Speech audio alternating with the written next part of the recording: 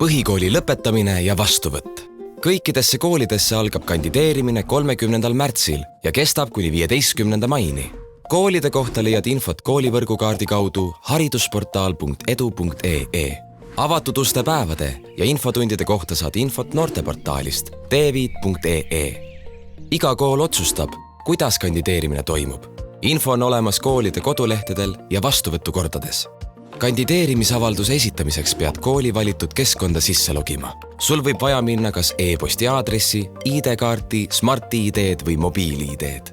Sa võid kandideerimiseks valida nii palju koole, kui soovid, aga mõtle oma valik hoolega läbi ning vali mõistlik kogus. Loe läbi koolide vastuvõtu tingimused. Seal võib olla infot, millest saad kohe aru, et see kool ei ole sinu jaoks parim valik.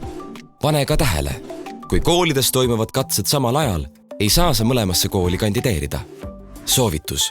Kui soovid vestluseks valmistuda, võid kasutada Töötukassa portaalis minukarjäär.ee olevat veebistuudiot.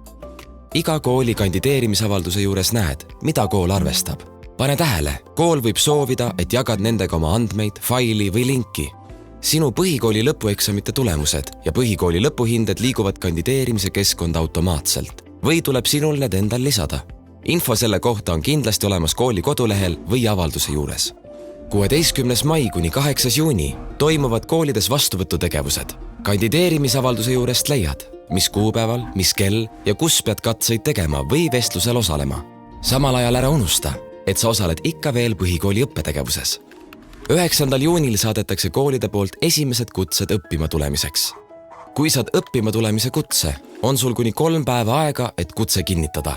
Kui oled oma otsuses kindel, võid loomulikult kutse ka varem kinnitada. Kutse kinnitamiseks vajalikud tegevused on kirjeldatud koolide vastuvõtukordades. Kui sa 9. juunil kutset ei saa, ära muretse. Kui keegi pakutud koolikohast loobub, esitatakse kutse pingereas järgmisele õppijale. Seega on sul võimalus saada kutse kuni 30. juunini. Pane tähele, kui saad kutse 28. juunil või hiljem, ei ole sul kutse kinnitamiseks 3 päeva, vaid sellisel juhul tuleb sul otsustada 30. juuniks. Kui oled õppima tulemise kutse ühes koolis vastu võtnud, aga saad hiljem kutse sulle sobivamast koolist, võid uue kutse vastu võtta.